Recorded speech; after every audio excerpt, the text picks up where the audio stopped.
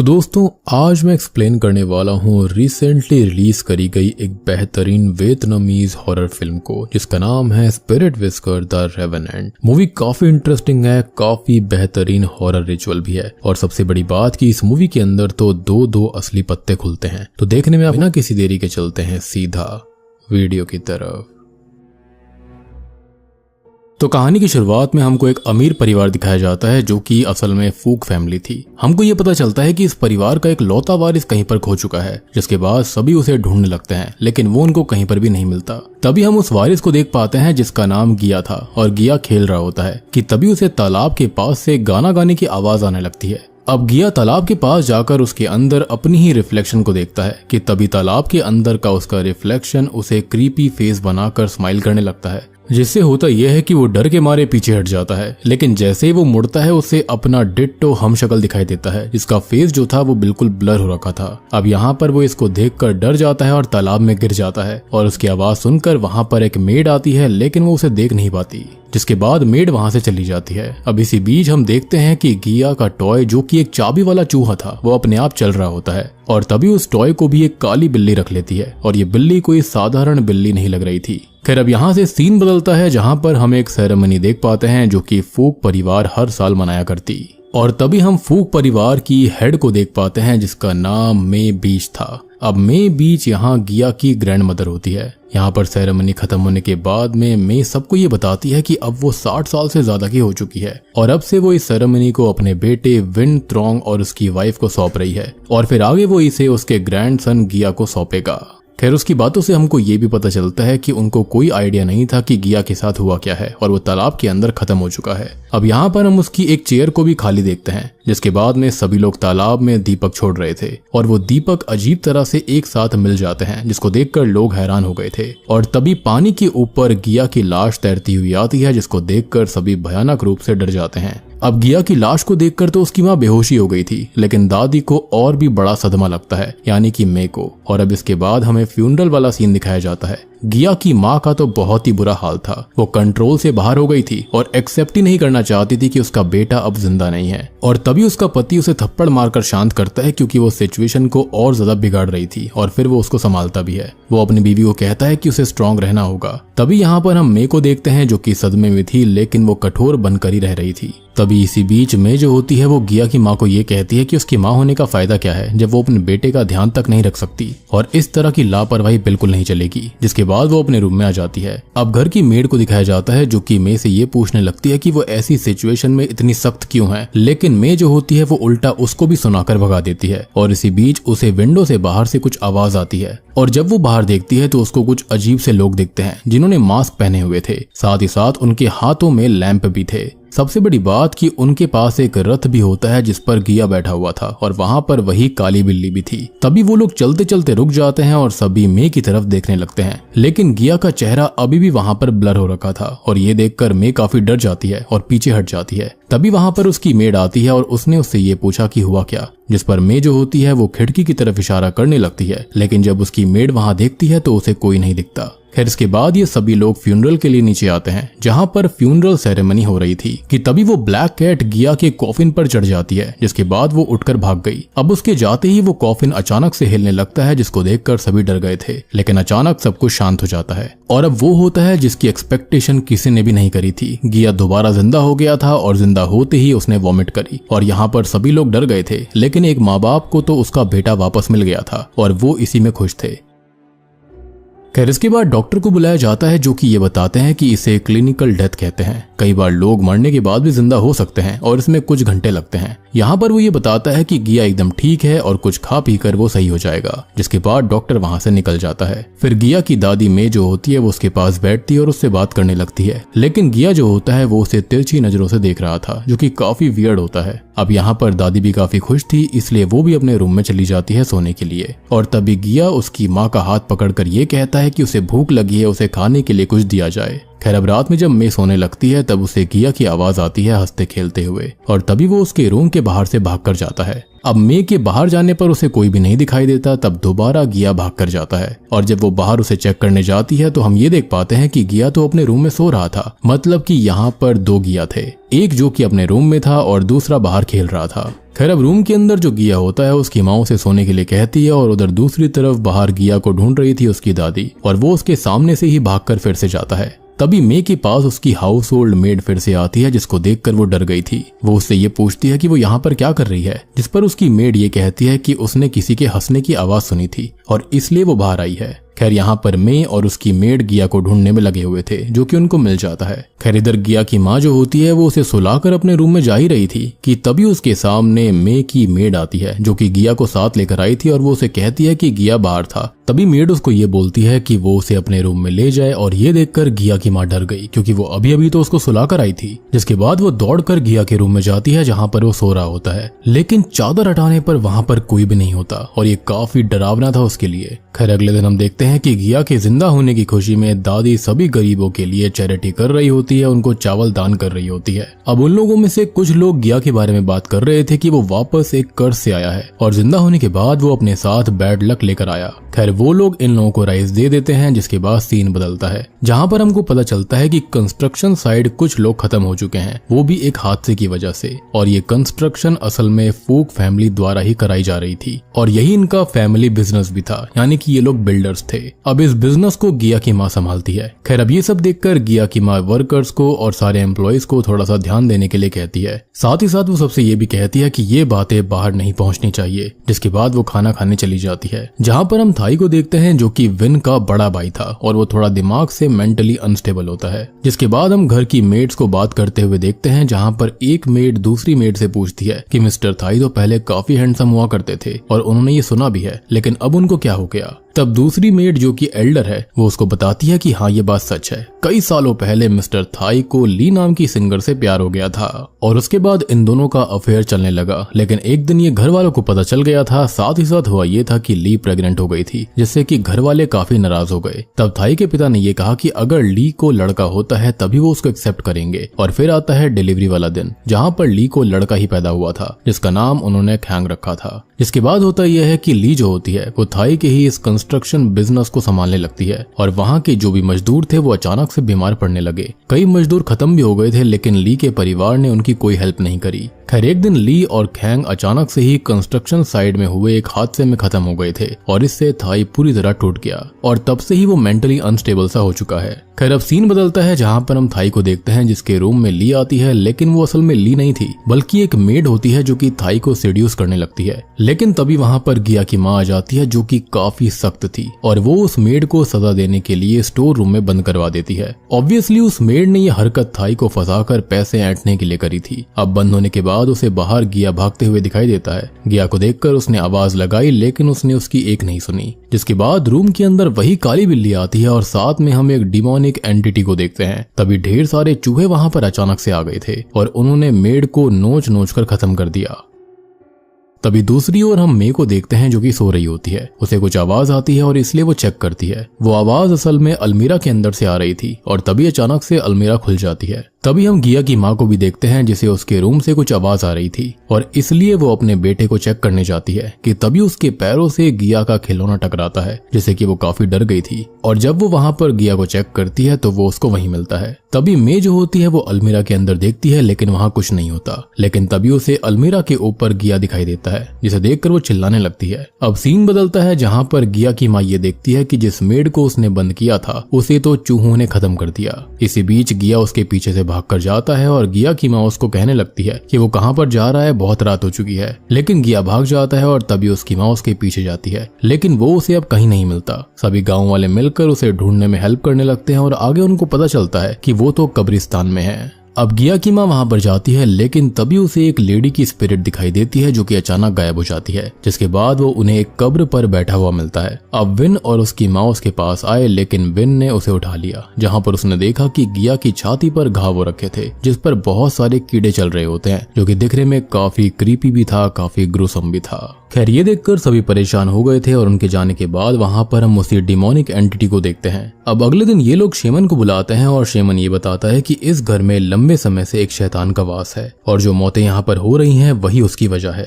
और यहाँ पर जो गिया है वो उनका वेसल था, होस्ट था, और वो शैतान उसके अंदर ही था। अगर उन्हें उसको बचाना है तो उन्हें एक सेरेमनी करनी होगी जो कि फुल मून नाइट पर ही होगी, लेकिन इसमें काफी खतरा भी था, यानी कि जान तक जाने का खतरा। इसमें गिया की जान सच में जा सकती थी, लेकिन यही एकमात्र रास्ता था। और यहाँ पर वो शेमन उनको साफ बता देता है कि ये सब गिया के खत्म होने के बाद ही शुरू हुआ, मतलब कि गिया के मरने के बाद ही वो डीमन पावर में आया है, या फिर ये कहा जा सकता है कि गिया के जिंदा होने का कारण भी वही था। अब ये सब सुनकर गिया की माँ बहुत ही ज्यादा स्ट्रेस में आ गई थी और वो अपने पति विन को अकेले में ये कहती है कि अब वो पता नहीं क्या करेंगे कि तभी वहां पर एल्डर मेड आ जाती है। एल्डर मेड ने उनको ये बताया कि ऐसी घटना उसके होम टाउन के अंदर भी घटित हुई थी, जहां पर एक परिवार के अंदर एक लेडी बीमार पड़ गई, लेकिन बीमार होने के बाद में फ्यूनरल पर एक काली बिल्ली आई थी और उनके कॉफिन पर बैठ गई, जिसके बाद वो जिंदा हो गई। अब पहले तो सब कुछ ठीक चल रहा था, लेकिन जैसे जैसे चीजें आगे बढ़ी वैसे वैसे वो लेडी खतरनाक होती गई। वो घर के बाहर रात में घूमती रहती, पड़ोसियों के मुर्गियां चुरा कर खा जाया करती,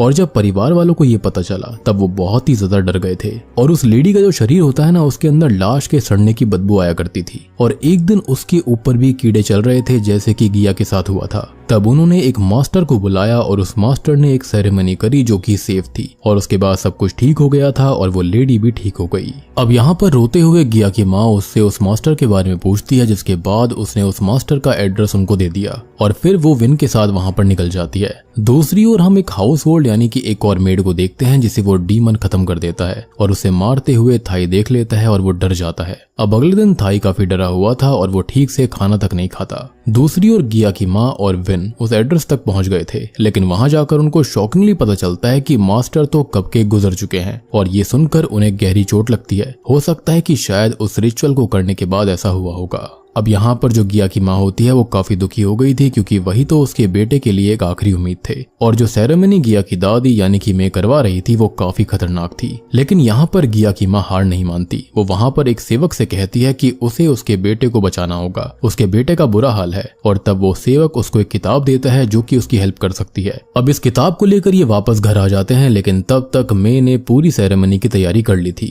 तब गिया की माँ और विन उसको रोकने लगते हैं। वो ये कहते हैं कि उनके पास एक और सेफ तरीका है, लेकिन वो उनकी एक नहीं सुनती, क्योंकि जिस शेमन ने उनको रास्ता दिखाया था वो उसके काफी करीब था। और यहाँ अचानक से अब होता यह है कि इनके बीच बहस हो जाती है, जहाँ पर मैं जो होती है वो गिया की माँ को ही उन सबका जिम्मेदार बताती है, और तब जाकर हमको असली बात पता चलती है कि आखिर यहाँ पर हो क्या रहा था। और दोस्तों अब यहाँ पर खुलते हैं इस मूवी के असली पत्ते। अब असल में जब ली का लड़का पैदा हुआ था तो उसके बाद में मैं उसी शेमन से मिली थी जिसने ये बताया कि परिवार में उसका दूसरा ग्रैंडसन कर्स और बैड लक लाएगा, जो कि काफी बुरा होगा। और उस समय गिया की माँ भी प्रेग्नेंट थी। ये सब बातें मैं ने गिया की माँ को बताई थी। दरअसल यहाँ पर जो मैं होती है ना, वो वैसे भी ली के बच्चे को अपना नहीं मानती थी, क्योंकि वो बच्चा नाजायज संबंध से पैदा हुआ था, और वो गिया की माँ को ही ये कहती है कि उसे उस बच्चे को खत्म करना पड़ेगा, यानी कि खैंग को। लेकिन गिया की माँ काफी सेंसिटिव थी, लेकिन मैं उसे मजबूर कर देती है ऐसा करने के लिए, वो भी ये कहते हुए कि अगर उसने ये नहीं किया तो उसके बेटे के साथ कुछ ठीक नहीं होगा। और तब गिया की माँ ली के बच्चे खैंग के पास गई, जो कि अपने पालने के अंदर सोया हुआ था,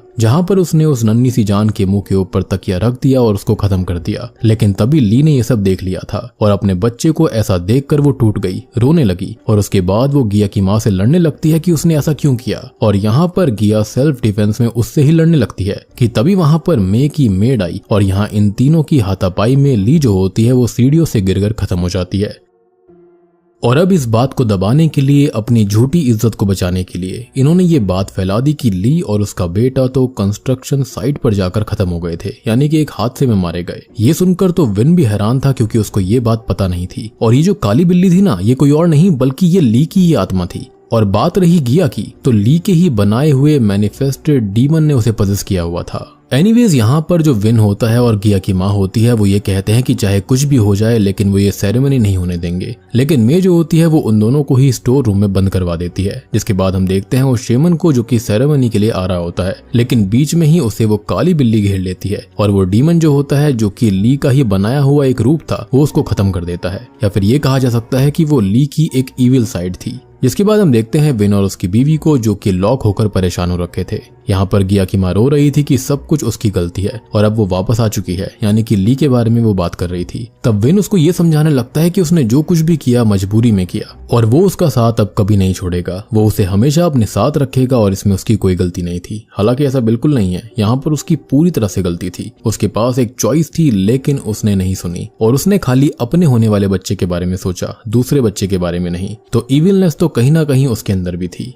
खैर दूसरी तरफ मे और उसकी हाउस होल्ड यानी कि मेड सेरेमनी वाली जगह पर आते हैं जहां पर गिया को लिटाया गया था और वहीं पर शेमन भी था जो कि मृत पड़ा हुआ था और ये देखकर ये दोनों ही डर जाते हैं कि तभी मे को कोई दबोच लेता है। दूसरी ओर हम गिया की माँ और विन को देखते हैं जो कि बिल्कुल हेल्पलेस थे कि तभी वहां पर वो मेड आती है जो कि उन दोनों को अपने साथ ले जाने लगती है। लेकिन तभी गिया की माँ का ध्यान उसके हाथों पर जाता है जो कि थोड़े काले पड़े हुए थे और ये तभी होता है जब किसी ने कोई रिचुअल किया हो और यहाँ पर उसे काफी बड़ा शक होता है उस पर। तब वो हाउस होल्ड उनसे दूर जाने लगती है, यानी कि वो मेड दूर जाने लगती है और वो दोनों उसके पीछे ही थे, लेकिन आगे आकर वो एक गड्ढे में गिर गए जो कि असल में एक ट्रैप था। और आंखें खुलने पर वो दोनों ही अपने आप को उस रिचुअल वाली जगह पर पाते हैं जहां पर मे ऑलरेडी बंधी हुई थी। और दोस्तों अब यहाँ पर खुलते हैं इस मूवी के दूसरे और फाइनल असली पत्ते। यहाँ पर असल में ये जो मेड होती है ना वही सबसे बड़ी मास्टरमाइंड थी। जी हाँ, और वो ये बताती है कि वो कोई और नहीं बल्कि ली है।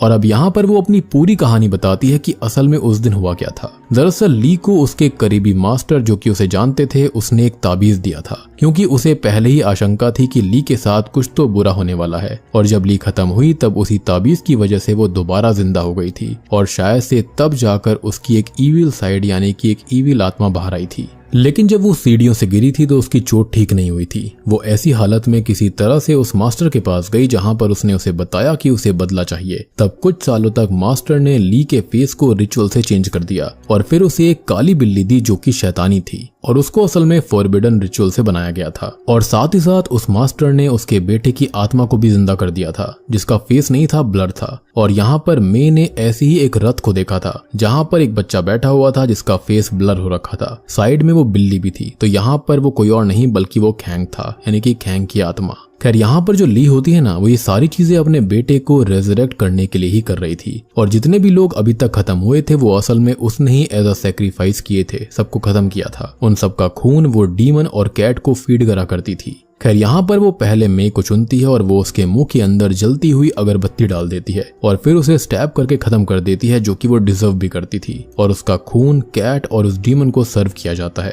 ये सब देखकर विन को काफी बुरा लगता है। अब विन जैसे तैसे अपने आप को छुड़वा रहा था और उसके पास एक नुकीला ऑब्जेक्ट होता है और वो अपने आप को छुड़वा कर अपनी बीवी को भी आजाद करता है। लेकिन तभी ली वहां पर आ जाती है और गिया की माँ पर हमला कर देती है, लेकिन विन बीच में आकर उसे बचा लेता है और वो अपनी वाइफ को गिया को आजाद करने के लिए कहता है क्योंकि वो अभी भी बंधा हुआ था। तब गिया की माँ गिया को आजाद करने जाती है लेकिन ली उस पर हमला कर देती है और यहाँ पर दोनों में लड़ाई हो रही थी, वो भी एकदम घमासान। बेसिकली वो गिया की बलि चढ़ाकर अपने बेटे को शायद जिंदा करना चाहती होगी, शायद से उसकी आत्मा वो गिया के अंदर डालना चाह रही थी। एंड दैट इज वाई वहां पर दो गिया थे, उनमें से एक गिया कोई और नहीं बल्कि खैंग खुद होगा, बेसिकली उसकी स्पिरिट थी। अब लड़ाई के वक्त होता यह है कि ली जो होती है वो गिया की माँ पर भारी पड़ रही थी। तब वो ये देखती है कि ली एक पॉट से बात कर रही है और उस पॉट के अंदर उसके बेटे खैंग की अस्थियां थी, जिसे गिया की माँ तोड़ देती है और अस्थियों के साथ ही कैंग हमेशा के लिए खत्म हो जाता है, या फिर ये कहें कि उसकी आत्मा को मुक्ति मिल गई थी। और ये देखकर ली रोने लगती है क्योंकि अपने बेटे को जिंदा करने की आखिरी उम्मीद खत्म हो चुकी थी। लेकिन अब ली को और ज्यादा गुस्सा आ जाता है और वो उस काली बिल्ली के टुकड़े कर देती है, जिससे कि डीमन जो होता है जो कि उस काली बिल्ली के अंदर था वो अब ली को ही पजेस कर लेता है, जिसके बाद ली पूरी तरह से डीमन में चेंज हो गई थी। और फिर गिया की माँ पर वो हमला कर देती है। थोड़ी हाथापाई होने के बाद विन पीछे से एक मशाल से उस पर हमला हमला कर देता है। लेकिन गिया की माँ ये देखती है कि ली आग से डर रही थी, यानी कि शायद से डीमन को आग से डर था, या फिर ये कह सकते हैं कि ये रिचुअल का कुछ पार्ट होगा।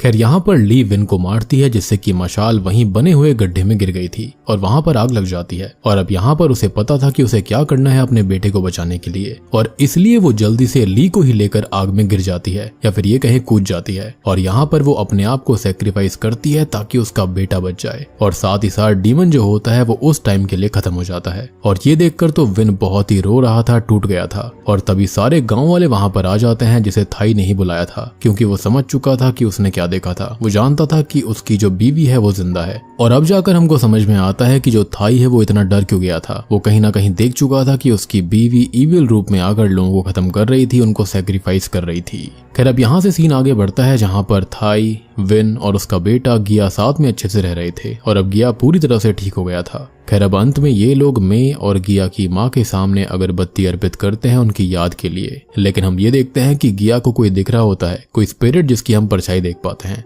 और यहाँ गिया उससे हाथ भी मिलाता है। और ये जो स्पिरिट थी ना, वो शायद से किसी बच्चे की नजर आ रही होती है। हो सकता है कि ये स्पिरिट खैंग की ही हो। खैर अब इसके बाद हम मूवी के एंड क्रेडिट सीन को देखते हैं, जहां पर कुछ लड़के फूक परिवार के फार्म पर दारू पी रहे थे, जहां पर उनमें से एक बाथरूम करने जाता है कि तभी उसे एक स्पिरिट दिखती है जो कि रो रही थी, जिसे देखकर वो डर जाता है। लेकिन जब उसका दोस्त वहां पर आता है तब वो वहां से गायब थी। जिसके बाद वो दोनों ही पिग फार्म में जाते हैं, जहां पर वो स्पिरिट दोबारा उनको दिखती है, जो कि थोड़ी सी जली हुई लग रही थी। और हो ना हो ये स्पिरिट ली की हो सकती है, या फिर ये भी कहा जा सकता है कि यहाँ पर शायद ये गिया की माँ हो। खैर ये स्पिरिट यहाँ से अचानक गायब हो जाती है, लेकिन तभी एक पिग एकदम से उसके सामने आ जाता है, जिसकी आंखें बिल्कुल लाल थी। मतलब कि वो पिग पजेस्ड हो गया था, जैसे कि वो काली बिल्ली थी। यानी कि इनमें से कोई ना कोई स्पिरिट तो लौट कर आई है, जो कि अब इनके परिवार को फिर से खत्म करने पर तुलने वाला था।